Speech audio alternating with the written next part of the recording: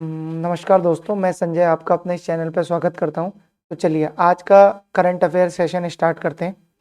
तो आज की जो पहली खबर है वो ये है कि एलजी इलेक्ट्रॉनिक्स बहुत ही पॉपुलर कंपनी है। आपने इनके रेफ्रिजरेटर देखे होंगे, आपने इनके टीवी देखे होंगे, तो एक इलेक्ट्रॉनिक्स की बहुत बड़ी कंपनी है। तो इन ये जो कंपनी है वो जनरली लोग ये समझते हैं कि जापान की है, पर ये जो कंपनी है इसका जो पेरेंट है वो साउथ कोरिया का है। तो ये कंपनी इंडिया में काफ़ी पॉपुलर है। ठीक, तो एलजी इलेक्ट्रॉनिक्स इंडिया इन्होंने आरएचपी फाइल कर दिया।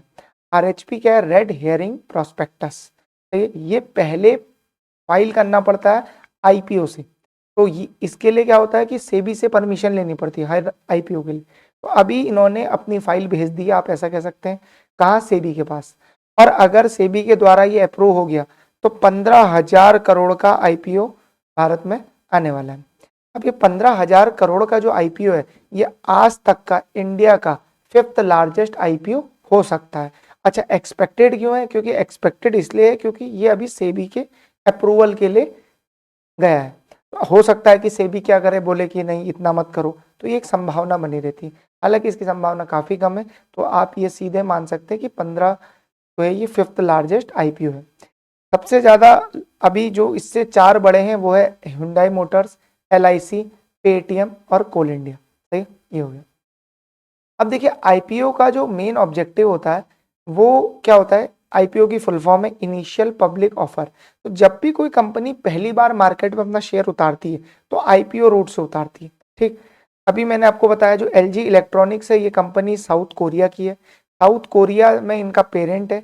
जितनी भी इक्विटी की सेल होगी ये सारा का सारा पैसा जो है वो आपको साउथ कोरियन पेरेंट्स को चला जाएगा। यहाँ से वो पूरा पैसा उठ के साउथ कोरिया की कंपनी को चला जाएगा। तो जितनी भी बड़ी कंपनी, अभी जैसे हुंडई मोटर्स ने भी क्या करा था, अपनी वो आईपीओ लाए, वो उसमें भी यही हुआ कि जब भी क्या होता है आईपीओ लाने का एक जो रीजन है वो ये भी होता है कि जो करंट इन्वेस्टर होते हैं उन्हें एग्जिट दी जा सके। सही है, उन्हें एग्जिट दी जा सके और मार्केट में उसकी ट्रू वैल्यू वो लाई जा सके। तो एलजी इलेक्ट्रॉनिक्स काफ़ी बढ़िया कंपनी है। मैं ये बिल्कुल नहीं कह रहा हूँ कि आप आईपीओ में पैसा लगाइए, वो आप अपने फाइनेंशियल एडवाइजर से पूछ के वो करिए, लेकिन एलजी इलेक्ट्रॉनिक्स एक बढ़िया कंपनी। ठीक, आगे बढ़ते हैं। Second, special representative. अब क्या है, इंडिया और चाइना का मुद्दा चल रहा है। सही है, तो इंडिया और चाइना में क्या हो रहा है, धीरे धीरे पॉजिटिव डेवलपमेंट होने शुरू हुए। कजान समिट, कजान डिक्लेरेशन, जो ब्रिक्स की समिट हुई थी, सही है, उसके बाद क्या हुआ, इंडिया चाइना ने वहां क्या करा, डिसएंगेजमेंट के लिए पैक्ट साइन कर लिया। अब क्या हो रहा है कि इंडिया और चाइना के बीच में एक मैकेनिज्म स्टैब्लिश हुआ था जो 2003 में अटल बिहारी वाजपेयी के समय हुआ।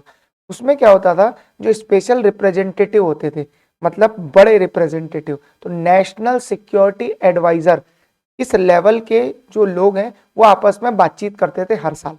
क्यों बातचीत करते थे? वो इसलिए करते थे क्योंकि इंडिया और चाइना की जो बॉर्डर है ना उसका अभी भी क्लियरली डिमार्केशन नहीं हुआ। मतलब अभी भी वो बॉर्डर क्लियरली डिमार्केटेड नहीं है।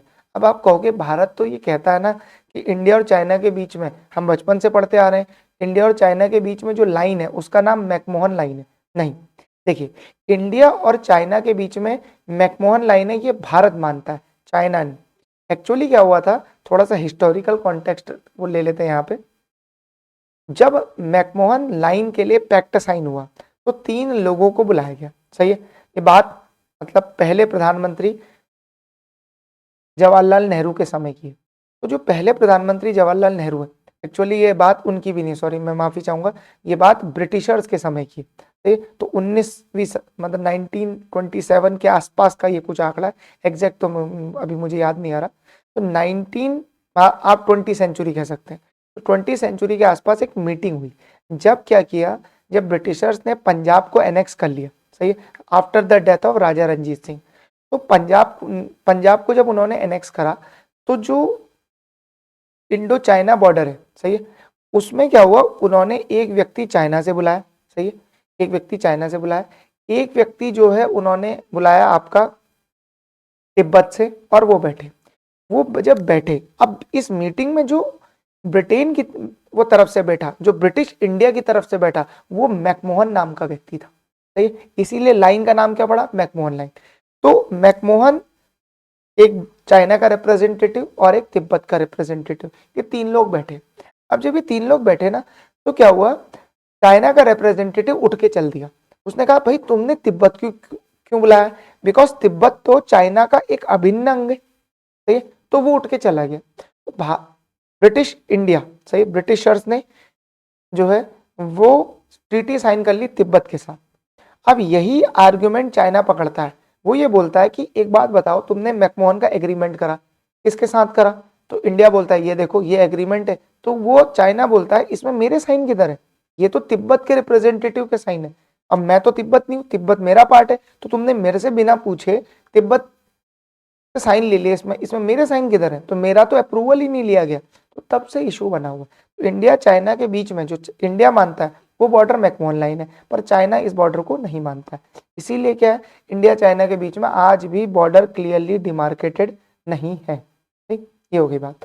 अब क्या होता था, 2003 से इसी बात के लिए स्पेशल रिप्रेजेंटेटिव मिलते थे। अब ये मीटिंग दोबारा से स्टार्ट करी गई है। क्यों, क्योंकि क्या है, अब 4 साल बाद 3 साल बाद जो है पूरी ये स्कर्मिश खत्म हुई है, डोकलम से जो शुरू हुई थी, सही। तो वो जो पूरी स्कर्मिश है वो अब खत्म हो गई है। इसीलिए क्या हो रहा है कि अब ये धीरे धीरे टॉक को बढ़ाया जा रहा है। ठीक, तो अभी 2019 में, इससे पहले हुआ था 2019 में जब ये मीटिंग हुई थी, तो भारत की तरफ से अजीत डोभाल साहब और चाइना की तरफ से वांग यी मिले थे। अब ये दोबारा से इसको स्टार्ट करने की बात करी जा रही है। आगे बढ़ते हैं। कैश रिजर्व रेशियो, कल ही हमने कवर किया था कि आरबीआई की मीटिंग में कैश रिजर्व रेशियो घटाया गया। क्यों घटाया गया, ताकि लिक्विडिटी सिस्टम में बढ़ा सके। आज वो आंकड़ा आ गया, लिक्विडिटी कितनी बढ़ेगी, 1.16 लाख करोड़, 1.16 लाख करोड़ की लिक्विडिटी बढ़ेगी। अब देखिए, ये लिक्विडिटी जो ये 50 बेसिस पॉइंट का रिडक्शन है सीआरआर में, वो 2 ट्रेंचेस में होगा। पहला ट्रेंच होगा दिसंबर 14 में और दूसरा ट्रेंच होगा दिसंबर 28 में। इन 2 ट्रेंचेस में वो क्या होगा, लिक्विडिटी फ्री होगी। अब लिक्विडिटी फ्री कैसे होगी, देखिए अभी क्या हो रहा है कि बैंक जो है कुछ अपना पैसा जो 4.5% ऑफ एनडीटीएल है उसको वो रख रहे हैं एज अ कैश फॉर्म। अब जब वो लिमिट 4 हो जाएगी समझो, तो उतना पैसा फ्री हो जाएगा। अब उतना पैसा फ्री होगा तो आरबीआई का ये मानना है कि आगे आने वाले समय में जो कमिंग मंथ है उसमें लिक्विडिटी में काफी प्रेशर रहेगा। अब लिक्विडिटी में तो प्रेशर है, साथ ही साथ क्या हो रहा है, दुनिया में इंटरेस्ट रेट घट रहे। तो एक आंकड़ा मैं आपको बताऊं तो अमेरिका का सेंट्रल बैंक जो यूएस फेड है, उन्होंने क्या करा है, सेंट्रल बैंक, जो वहां का सेंट्रल बैंक है, और ईसीबी यानी यूरोपियन सेंट्रल बैंक, इन्होंने 75 बेसिस पॉइंट के रेट कट कर दिए इस साल। अब भारत में रेट कट क्या हुआ है, अभी तक 0। इसका रीजन क्या है, इसका रीजन ये है कि भारत में जो सीपीआई इन्फ्लेशन है उसका आंकड़ा बढ़ के आ गया, और आगे ऐसी संभावना है, भविष्य में ऐसी संभावना है कि धीरे धीरे फूड इन्फ्लेशन कंट्रोल में आएगी, जिसकी वजह से सीपीआई इन्फ्लेशन कंट्रोल में आ जाएगा। तो ऐसा एक्सपेक्टेशन है कि अगली बाई मंथली मॉनेटरी पॉलिसी आने तक आरबीआई हो सकता है एक इंटरेस्ट रेट कट दे 25 बेसिस पॉइंट का। पर लिक्विडिटी क्राइसिस कब है, वो अभी है। तो इसीलिए क्या करा, आरबीआई ने लिक्विडिटी बढ़ाने के लिए सिस्टम में रेट कट नहीं किया, उन्होंने सीआरआर कट कर दिया, और इसको बहुत ही पॉजिटिव डेवलपमेंट माना जा रहा है। ठीक है, बैंकों का इससे जो होगा नेट इंटरेस्ट मार्जिन ये काफी बढ़ जाएगा, मतलब काफी बढ़ना मतलब इतना ड्रास्टिक तो नहीं, पर 3 बेस से 5 बेसिस पॉइंट बन जाएगा। और अगर आपने इकोनॉमी की क्लासेस करी हैं तो net interest margin NIM is a bread and butter for bank, ये इनकी कोर प्रॉफिटेबिलिटी होती है। मतलब बैंक मोटा माटी 2 तरीके से पैसे कमाता है, एक तो नेट इंटरेस्ट मार्जिन, जो क्या होता है, जो मोटा माटी अगर हम समझे तो ओवरऑल जिस भाव में डिपॉजिट रेट होते हैं उसको आप माइनस कर दो, सही है, किससे, उस भाव से जिस भाव में लोन दिया जाता है, ओवरऑल मैं एवरेज की बात कर रहा हूं, तो निम आ जाता है। ये मोटी मोटी जानकारी है। तो ये कोर प्रॉफिटेबिलिटी होती है बैंक की। और बैंक किससे पैसे कमाता है, अदर इनकम से। अदर इनकम से भी काफी बैंक चंक ऑफ मनी वो कमाते हैं। अदर इनकम मतलब देखिए, जो अभी आईपीओ आते हैं मार्केट में, इसमें वो लोग एडवाइस करते हैं, और भी कई काम करते हैं ट्रेजरी के, तो ये सब उनके पैसे कमाने के वो तरीके हैं। अब ये जो सीआरआर की कमी हुई है उसकी वजह से लिक्विडिटी फ्री हुई है, लिक्विडिटी का वो लोन घुमाएंगे, लोन घुमाने से क्या होगा, उनका निम वो बढ़ के आएगा। तो ये रिलेशन को समझ लीजिए, सही है, ये कॉन्सेप्ट को समझ लीजिए, ये कहानी को समझ लीजिए। यूएस फेडरल और ईसीबी ने 75 बेसिस के कट कर दिए इस साल तक। सही। अब क्या हुआ है, कुछ इंपॉर्टेंट आईपीओ है, वैसे तो कई आईपीओ आते हैं पर कुछ इंपॉर्टेंट जो सीधा पेपरों में आ सकते हैं, ठीक है, वो आज हमने कवर किए हैं। तो कुछ इंपॉर्टेंट आईपीओ जो आने वाले हैं दिसंबर 11 को, यानी अपकमिंग वीक में दिसंबर 11 को लॉन्च होने वाला है विशाल मेगा मार्ट का आईपीओ। तो ये विशाल मेगा मार्ट का आपने जरूर देखा होगा। सही है, टीयर 2, टीयर 3, टीयर 4 सिटीज में इनके बहुत सारे क्या है मेगा मार्ट से, तो यहाँ लोग शॉपिंग करने जाते हैं। इनका आईपीओ आने वाला है। 8,000 करोड़ कंपनी जुटाने की योजना बना रही है ओएफएस के थ्रू, ऑफर फॉर सेल, ठीक है, जिसमें 74 और 78 की रेंज में ये आईपीओ आएगा। ठीक, अब एक और कंपनी है वन मोबीविक। सही है, तो इन्होंने भी आईपीओ लॉन्च किया है। इनका आईपीओ 11 वो दिसंबर से शुरू होगा और 13 दिसंबर को समाप्त हो जाएगा। 265 से लेकर 279, ये जो प्राइस बैंड होता है ना, ये प्राइस बैंड होता है। तो प्राइस बैंड का मतलब क्या है, इसमें प्राइस डिस्कवर होता है। तो मैक्सिमम 279, मिनिमम 265। सही, 572 करोड़ का इनका आईपीओ आने वाला है। ठीक, ये दोनों इंपॉर्टेंट आईपीओ हैं जो इस हफ्ते लॉन्च होंगे। पांचवी खबर देख लेते हैं। आज आरबीआई की बहुत खबरें, क्योंकि आज आरबीआई ने जो बहुत सारी न्यूज है उनको हम आज कवर कर रहे हैं। आरबीआई क्या है, क्योंकि कल ही मॉनेटरी पॉलिसी हुई है, उन्होंने बहुत सारी चीजें अभी अनाउंस करी, तो वो कवर कर रहे हैं हम। More than a year. सही है, अब क्या हुआ है देखिए, एक साल से आप देख रहे होंगे, अगर आप जॉब करते हैं या आपकी इनकम है, तो क्या हो रहा होगा, आपके यूपीआई में एक सेक्शन आ रहा होगा प्री अप्रूव्ड क्रेडिट। अगर आप हमारी इकोनॉमी की क्लास करते हैं तो वहां मैंने प्री अप्रूव्ड क्रेडिट में एक पूरा डिटेल वीडियो बनाया। सही, उस वीडियो का वो हिस्सा है प्री अप्रूव्ड क्रेडिट, तो वहां आप देख सकते हैं। आप अभी अपना यूपीआई ऐप खोल के वहां भी ये देख सकते हैं, गूगल पे हो या कोई और ऐप हो, उसमें एक प्री अप्रूव्ड क्रेडिट होता है। तो क्या होता है, यूपीआई के थ्रू कई लोग लोन लेते हैं। अब आप जानते हैं जो यूपीआई देते हैं बैंक जनरली, या तो वो पीपीआई कंपनी होती है, प्री पेमेंट इंस्ट्रूमेंट, या वो क्या कंपनी होती है, या वो पेमेंट बैंक होते हैं। ठीक, या वो पेमेंट बैंक होते हैं। अब समझने की बात यह, पेमेंट बैंक तो लोन ही नहीं दे सकता, तो वो एक कंपनी या तो एनबीएफसी या किसी बैंक के साथ पार्टनर करते हैं।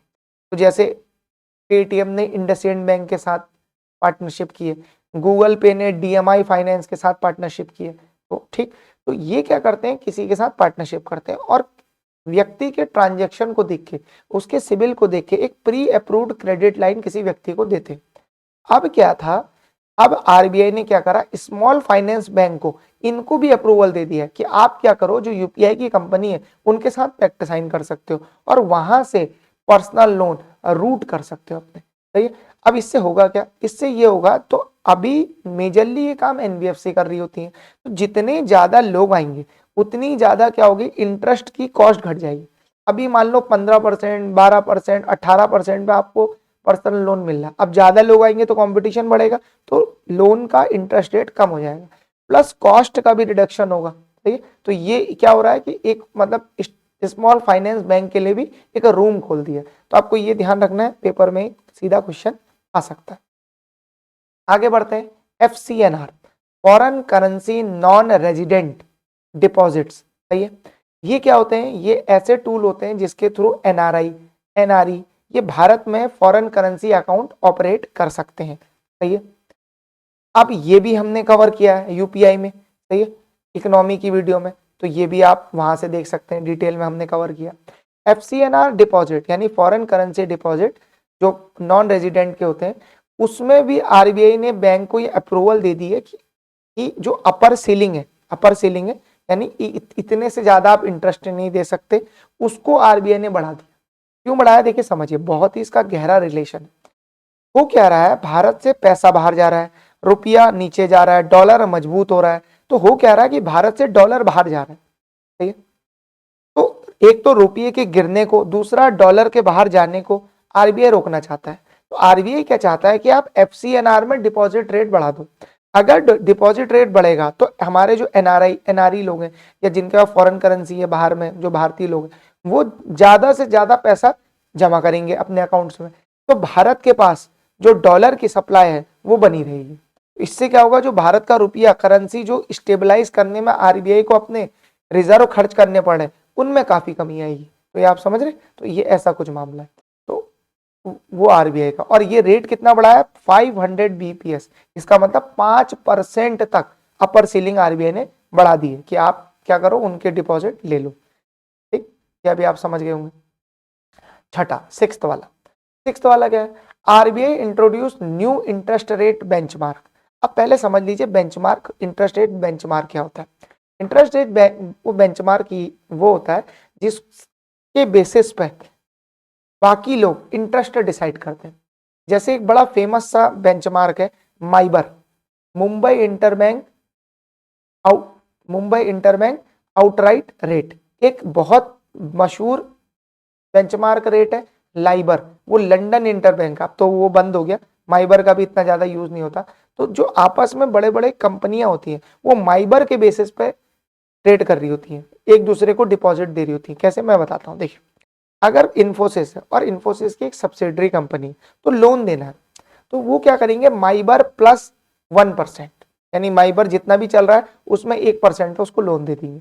अब इससे क्या होगा, इससे ये होगा कि माइबर जैसे जैसे मूव करेगा वैसे वैसे कंपनी को इंटरेस्ट पड़ेगा। सही है। अब क्या हुआ है कि आरबीआई ने ऐसी एक नया इंटरेस्ट रेट बेंचमार्क दोबारा से ले आए हैं। ठीक है, तो उसका नाम क्या है, ओवरनाइट रुपी रेट। क्या नाम है उसका, ओवरनाइट रुपी रेट।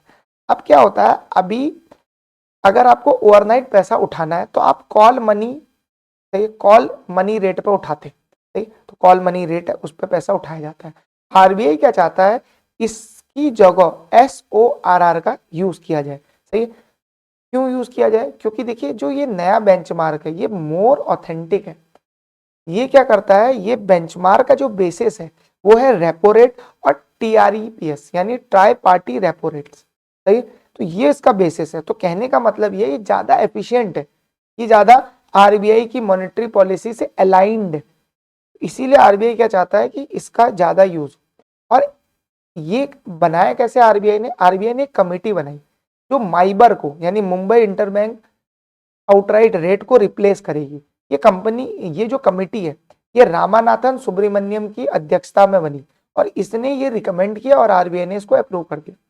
माइबर को भी रिप्लेस कर देगा ये आने वाले समय में। सही, तो ये हो गया। ईसीबी, अभी हमने पढ़ा था यूरोपियन सेंट्रल बैंक, वो उसने इस साल 75 बेसिस पॉइंट काट दिए। अब हो क्या रहा है, यूरोप की जो इकोनॉमी है ना वहां सुस्ती आ गई है, वहां बहुत ज्यादा ग्रोथ कम हो गई है। सही है, इन्फ्लेशन भी वहां बढ़ रहा है। सही है, अब इन्फ्लेशन कंट्रोल में हो क्या रहा है कि अब उन्होंने ये ऐसे साइन दिए, ऐसा बोला है कि हम क्या करेंगे, इंटरेस्ट रेट को बहुत तेजी से काटेंगे, जिससे क्या होगा, जो वीकर ग्रोथ है उसको बढ़ाया जाए, उसको उठाया जाए, इसीलिए हम इंटरेस्ट रेट को काफी तेजी से काटेंगे। अच्छा, इंटरेस्ट रेट को काटने से क्या होता है, इंटरेस्ट रेट को काटने से जो उद्योगपति होते हैं, जो एम्प्लॉयर होते हैं, मतलब एम्प्लॉयर्स होते हैं, उनको सस्ते में कर्जा मिल जाता है, बिजनेसेस को सस्ते में कर्जा मिल जाता है। सस्ते में कर्जा मिलने से लिक्विडिटी बूस्ट आता है, लिक्विडिटी बूस्ट आने से क्या होता है, देश में मैन्युफैक्चरिंग बढ़ती है। अकेले बिजनेसमैन को ही सस्ते में कर्जा नहीं मिलता, पर्सनल लोन ये सब सस्ते हो जाते हैं। इनके सस्ते होने से आदमी ज्यादा से ज्यादा कंज्यूम करता है, तो ओवरऑल जीडीपी के लिए ये बेनिफिशियल होता है। ठीक, तो ईसीबी का जो हेडक्वार्टर है, ये एक फैक्ट है, ये जो आपको याद करना है, ईसीबी का जो हेडक्वार्टर है वो फ्रैंकफर्ट जर्मनी में। आगे बढ़ते हैं।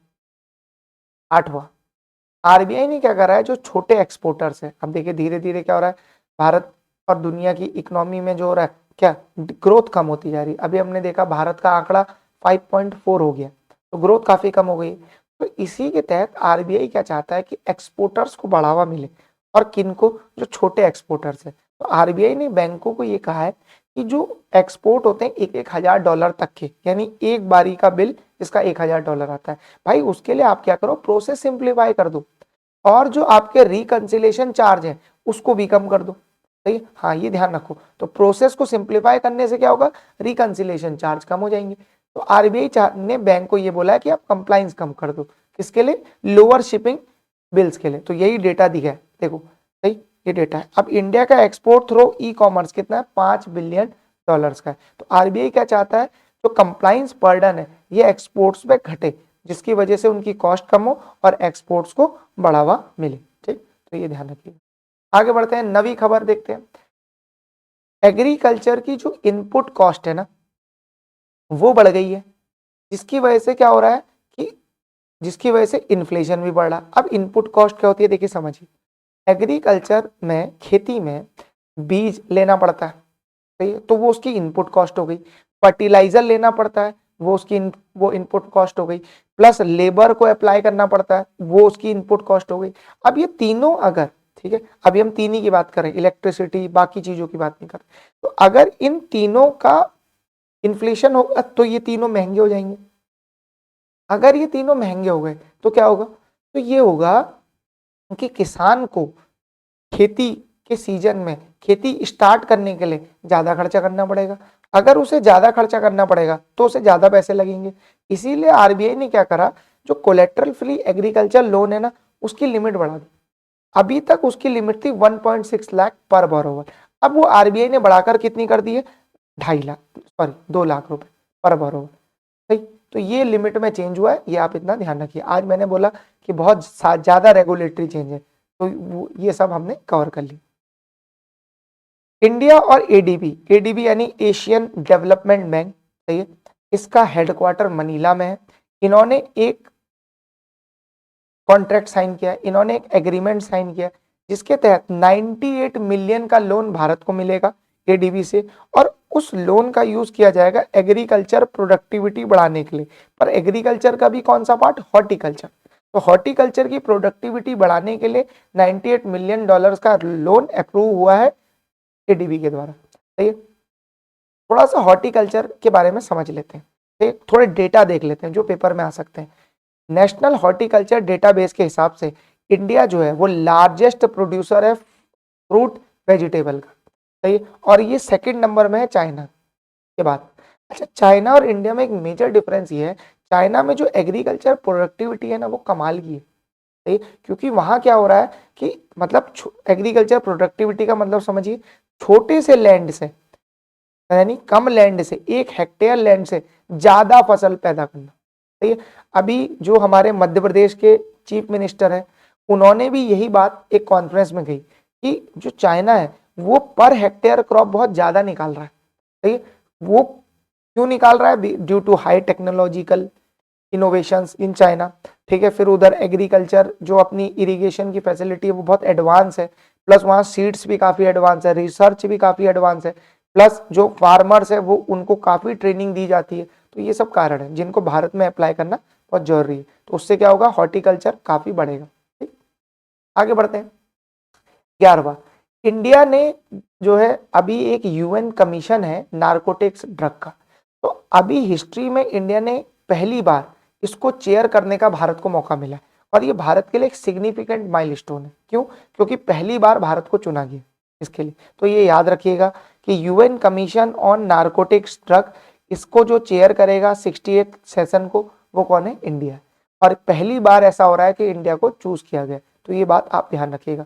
ये जो कमीशन है ना, ये नारकोटिक्स ड्रग की सेल को रजिस्टर करता है, मतलब इसको रोकने के लिए कानून बनाता है, सही है। और जो रिहेबिलिटेशन होता है ड्रग अफेक्टेड लोगों का, उनके लिए फंड इकट्ठा करता है, सरकारों को पॉलिसी लेवल पे एडवाइस करता है कि ऐसा करो ऐसा करो, जिसकी वजह से क्या होगा कि जो ड्रग मिनेंस है इसको रिड्यूस किया जा सके। ठीक, आगे बढ़ते हैं। एक कल पार्लियामेंट में बड़ा इंपॉर्टेंट बिल पास हुआ है जो है भारतीय वायुयान विधेयक। 90 साल पुराना भारत में एक एयरक्राफ्ट एक्ट चलता है, तो उससे ही ये जो जितनी भी एविएशन कंपनी है वो सब उससे ही रेगुलेट होती हैं। अब 2024 में देखिए, कई पिछले जब से मोदी साहब की सरकार आई है, तो उनका एक एजेंडा ये भी है कि जितने भी पुराने एक्ट हैं, अब देखो ये कितना पुराना एक्ट है, आजादी से पहले का है, इन सब एक्ट को क्या करो आप, उनको रिप्लेस कर दो नए एक्ट से। तो नए एक्ट में क्या करो, आप पूरी डिटेल स्टडी करो और क्या क्या चाहिए ये उनमें डालो, क्योंकि उस समय का एक्ट और आज का एक्ट मतलब जमीन आसमान का अंतर है। कितनी पुरानी बात हो गई 1934 में, भारत में एयरलाइंस भी तब कितनी होंगी, और आज देखो कितनी सारी एयरलाइंस है, कितने सारे प्लेन्स है। तो सिक्योरिटी कंसर्न कल ही हमने कवर किया था कि जो इंडिगो की जो रेटिंग है वो वर्स है, ठीक, उसका रीजन ही है कि भारत में नियम बहुत ढीले। अब ये नया विधेयक आया है, ठीक। इसमें आपको दिख रहा होगा कि ये राज्यसभा में भी पास हो गया, अब ये प्रेसिडेंट के साइन के लिए जाएगा। ठीक, इसमें जो है पूरा प्रोविजंस को ऑर्गेनाइज और स्ट्रक्चर कर दिया गया है। आपको प्रधानमंत्री की फोटो दिख रही होगी, ये साहब जो है हमारे, ये सिविल एविएशन मिनिस्टर हैं ये दोनों। बाद वाले यानी जो सबसे लास्ट में खड़े हैं वो मिनिस्टर ऑफ स्टेट है, ठीक है, वो नायडू साहब हैं, सही, जो हमारे सिविल वो एविएशन मिनिस्टर। ठीक, तो आगे बढ़ते हैं। अब BBP, BBBP यानी बेटी बचाओ बेटी पढ़ाओ योजना, बहुत ही ज्यादा फेमस योजना है प्रधानमंत्री मोदी की। सन 2015 में ये लॉन्च करी थी उन्होंने। तो ये जो पूरी योजना है, ये पूरी जो स्कीम है, इसके रिजल्ट्स अब आने शुरू हो गए। सही है, हुआ क्या कि जो ये पहले तो ये देख लीजिए कि ये जो स्कीम है ये वुमेन एंड चाइल्ड डेवलपमेंट चलाती है in collaboration with ministry of health and family welfare. ये तो आपको याद करना है पहली चीज। दूसरा क्या हो रहा है, इस स्कीम के तहत अब जो भारत में सेक्स रेशियो है वो बढ़ता जा रहा है, यानी वुमेन सेक्स रेशियो मतलब number of women in 100 males, तो 100 मेल्स में कितना, सॉरी 1000 मेल्स में कितनी वुमेन भारत में, तो ये बढ़ता जा रहा है। अब हो क्या रहा है, एक तो sex ratio at birth improve हो रहा है, दूसरा ग्रॉस एनरोलमेंट रेशियो यानी लड़कियां जो है स्कूलों में कितना एडमिशन ले रही हैं वो भी इंप्रूव हो रहा है। सही है, ये पूरी स्कीम से। तो एक SRB का आंकड़ा अभी आया है, उसमें क्या है 918 ये हुआ करता था, सेक्स रेशियो एट बर्थ की बात कर रहे हैं हम, बर्थ में, तो ये 918 होता था, अब ये इंप्रूव होकर ओवरऑल देश का हो गया 930। कई राज्य तो ऐसे, केरल जैसे, जहां ये रेशियो 1000 से भी ऊपर। ठीक, तो ये बेटी बचाओ बेटी पढ़ाओ का जो है पॉजिटिव इंपैक्ट आपको दिखाने की कोशिश करी। ठीक, आगे बढ़ते हैं। अब नेब्रास्का करके एक जगह, ठीक है, तो नेब्रास्का के जो हमारे गवर्नर है, ठीक, इन्होंने क्या करा है, महात्मा गांधी रिमेम्बरेंस डे बनाया, ठीक, 6 दिसंबर को इन्होंने मनाया। तो वहां के ये गवर्नर है, आपको दिख रहे होंगे जिम पैलेन, इन्होंने महात्मा गांधी के वो ऑनर में 6 दिसंबर को हर साल महात्मा गांधी रिमेम्बरेंस डे के रूप में घोषित कर दिया। तो ये काफी इंस्पायर्ड है गांधी के प्रिंसिपल से, जो कि नॉन वायलेंस, टॉलरेंस और जस्टिस है। देखिए फॉरेन में भी, विदेश में भी, देखिए हमारे जो फोर फादर्स है यानी उनके प्रिंसिपल्स कितने वैल्यूबल माने जाते हैं। तो आज भी गांधी जी के प्रिंसिपल्स कितने इंपॉर्टेंट है। ठीक, तो आगे बढ़ते हैं। 15, RBI ने क्या करा है, पॉडकास्ट, आजकल पॉडकास्ट बहुत पॉपुलर हो गया है, तो इसी श्रृंखला में RBI ने भी क्या करा है, उन्होंने एक पॉडकास्ट फैसिलिटी चालू करी है, इसके लिए पब्लिक कम्युनिकेशन के लिए और फाइनेंशियल लिटरेसी के लिए। तो अब वो क्या चाह रहे हैं कि एक पॉडकास्ट के थ्रू वो फाइनेंशियल लिटरेसी फैला सकें। अभी क्या होता है, RBI अभी भी क्या करता है, न्यूज़पेपर में ऐड देता है। RBI, आपने बहुत मशहूर शो देखा होगा कौन बनेगा करोड़पति, तो उसमें हर दिन RBI कुछ ना कुछ बता रहा होता है। RBI ने अभी UPI के थ्रू ये एक कैंपेन चलाया, मैं मूर्ख नहीं हूँ, इसमें क्या होता है कि OTP आपका, मतलब आपका एक वो आपको OTP आता है या आपका UPI पिन मांग लेते हैं वो लोग कि हम आपको पैसा भेज रहे हैं। सही है, तो RBI समय समय पर जागरूकता के अभियान चलाता रहता है ताकि देश में फाइनेंशियल लिटरेसी बढ़े, देश में फ्रॉड कम से कम हो। ठीक है, तो अब RBI इसी श्रृंखला को बढ़ाते हुए उन्होंने एक पॉडकास्ट की फैसिलिटी चालू करी है। ठीक है, ताकि जो रेडियो हमारे दूर दूर के लोग हैं, सही है, दूर दूर के लोग हैं, वो पॉडकास्ट सुन के बहुत सारी चीजें कर सके, क्योंकि हर आदमी न्यूज़पेपर नहीं पढ़ता, हर आदमी आज भी देश में न्यूज़ मतलब टीवी नहीं देखता, तो इसके लिए वो आप पॉडकास्ट में भी आ रहे हैं। ठीक, 16, एक बहुत इंपॉर्टेंट चेंज आ रहा है दुनिया में। धीरे धीरे क्या हो रहा है, दुनिया में जो सेंट्रल बैंक है वो गोल्ड के रिजर्व बढ़ा रहे हैं। अब इसके कई कारण है, एक प्रमुख कारण ये है करेंसी का डिवैल्यूएशन, डॉलर की वैल्यू में कमी। तो इसी श्रृंखला में इस साल RBI ने जम के गोल्ड बना वो बढ़ाया। ठीक है, एक तो RBI ने क्या करा है, लंदन से अपना गोल्ड वापस तो मंगा लिया भारत में, क्योंकि अब भारत में इतनी लंदन क्यों भेजा था, लंदन भेजा था 1991 के क्राइसिस के बाद ना, 1992 के आसपास वो लंदन भेजा। क्यों, क्योंकि भारत को बहुत सारा पैसा IMF से लेना था। अब वो वहीं रखा गया लंदन में, क्यों रखा गया उसका रीजन है, लंदन में इसलिए रखा गया क्योंकि वहां से मार्केट्स बहुत, लंदन में ही मार्केट है, लंदन स्टॉक एक्सचेंज, वहां से आप पैसा बहुत उठा सकते हो। अब हुआ क्या, रशिया का इशू हो गया। रशिया का क्या इशू हुआ, रशिया का पैसा जो यूनाइटेड स्टेट्स है और यूरोप के जो मतलब ECB है, इन्होंने मिलकर रशियन एसेट्स मान लिए। कहने का क्या मतलब है, रशिया ने यूक्रेन को वो इन्वेड करा और इन्होंने क्या करा, रशिया के एसेट सीज कर लिए। तो ये चीज भारत ने देखी और दुनिया के कई देशों ने देखी। यार जब भी क्राइसिस होगा तो ये लोग तो हमारा एसेट भाई सीज कर लेंगे, तो हमारी ऑटोनॉमी, हमारी सोवेरेनिटी इससे इफेक्टेड हो जाएगी। इशू देखिए, समझिए। इस इशू को देखते हुए आरबीआई ने वहां से सारा पैसा मंगा लिया, सारा डॉलर, सॉरी सारा गोल्ड मंगा लिया वापस इंडिया में, और इंडिया में अपने वॉल्ट में रख लिया। अभी क्या हो रहा है, दुनिया के सेंट्रल बैंक धीरे धीरे गोल्ड खरीद रहे हैं, गोल्ड की बाइंग कर रहे हैं। केवल अक्टूबर महीने में 60 टन गोल्ड खरीदा गया सेंट्रल बैंक के द्वारा। सही, क्यों? क्योंकि ऐसे अंदेशा है जैसा डेट बढ़ रहा है वैसे करेंसी की वैल्यू धीरे धीरे घटती जा रही है, तो गोल्ड रिजर्व कर रहे हैं। तो आरबीआई ने भी क्या करा है, आरबीआई का जो गोल्ड रिजर्व वो रिजर्व है अब 882 टन हो गया। 27 टन तो इन्होंने केवल अक्टूबर में ही बढ़ाया। सही, तो इस साल आरबीआई ने 77 टन बढ़ाया। तो दुनिया में आप देखेंगे तो सेंट्रल बैंक अपना गोल्ड का रिजर्व बढ़ाते जा रहे हैं।